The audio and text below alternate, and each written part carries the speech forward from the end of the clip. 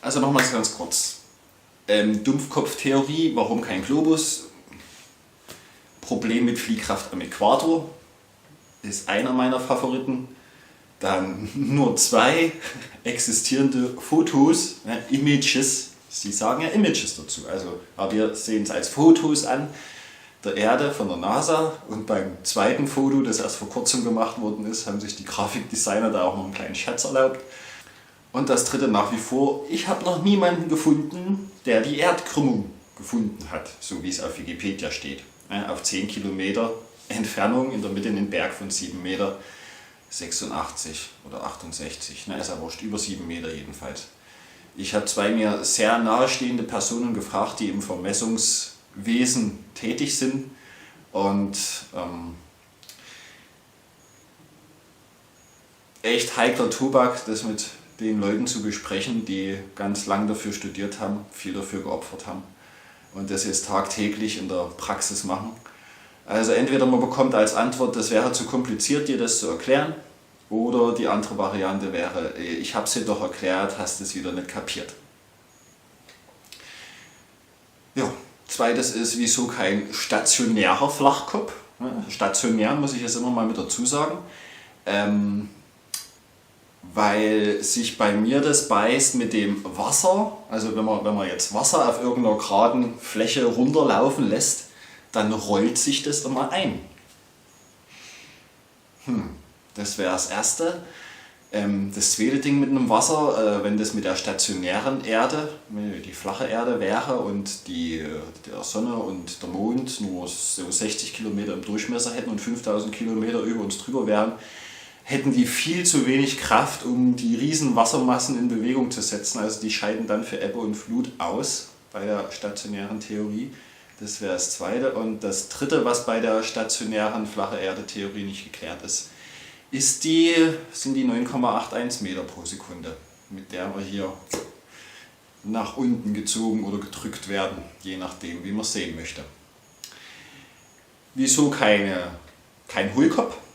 Sind eigentlich genau dieselben Argumente wie bei der Globus-Theorie, nur 180 Grad verdreht, Problem mit der Fliehkraft an den Polen, am Äquator. Und was habe ich mir hier noch notiert? Ach ja, genau, und außerdem wäre ich dann mit dem Lippi aneinander geraten, der ist nämlich nach wie vor Zellfreund. Und in meinen bisherigen Erfahrungen, bei allen möglichen Diskussionen, die ich bisher seit Beginn meines jetzigen Daseins hier hatte, war gewesen, dass immer jeder ein bisschen Recht hat. Ich habe noch niemanden gefunden, der mir komplett Nonsens erzählte, aber immer ein Fünkchen Wahrheit mit dabei. Und das Allerschönste wäre jetzt, wenn wir diese 3 Typen hier, in Dumpfkopf, in Flachkopf und in Hohlkopf, irgendwie vereinen könnten. Das wäre es eigentlich. Es wäre möglich, also glaube ich zumindest, mit ziemlich eindeutigen Hinweisen müsste man einfach nur Eierkopf werden.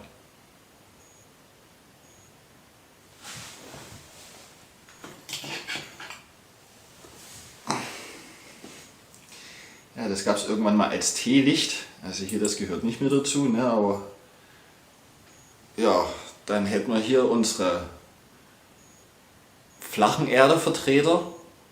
Hier an der Seite unser Südpol mit den riesen Eiswänden und in der Mitte unseren Nordpol oder magnetischen Südpol dann, wie man es halt sieht.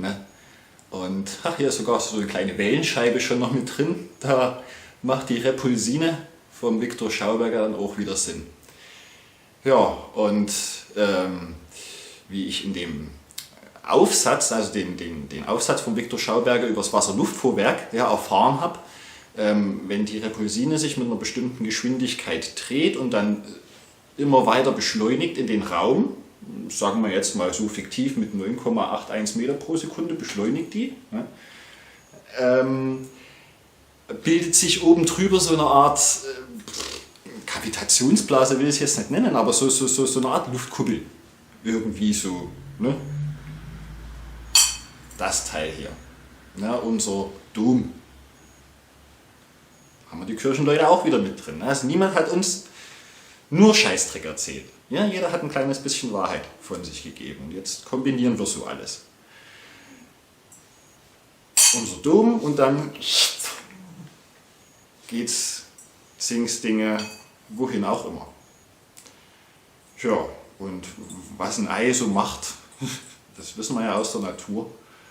Und mir persönlich wäre das momentan die allerliebste Variante, ne? Dass wir alle zusammen momentan gerade geboren werden.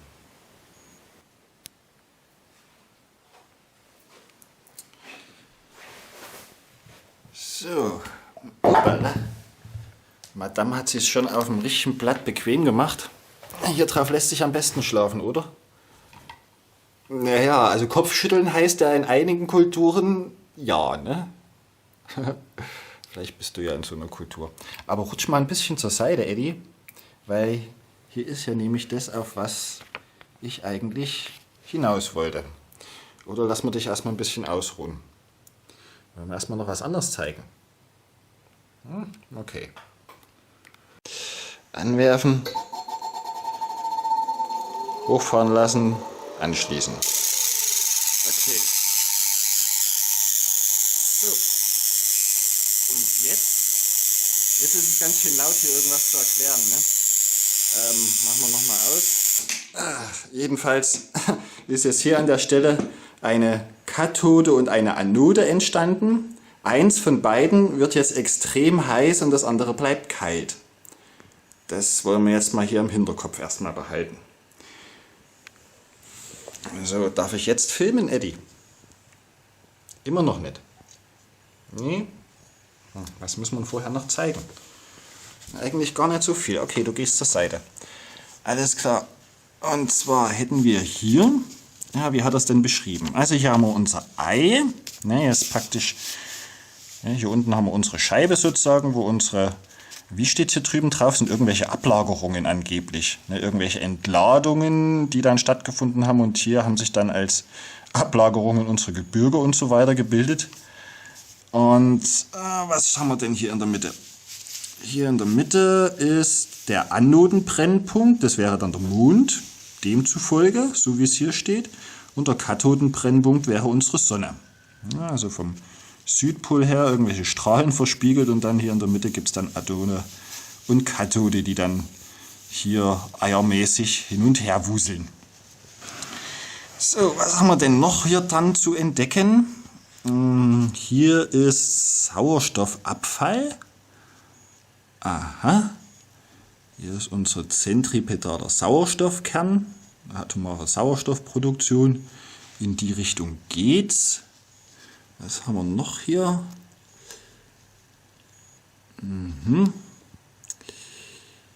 Kosmischer Einfluss.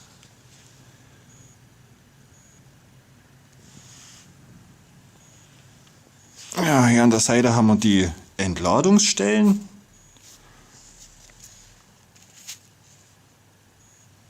Und Erdteile als kesselsteinartige entladene Ablagerungen.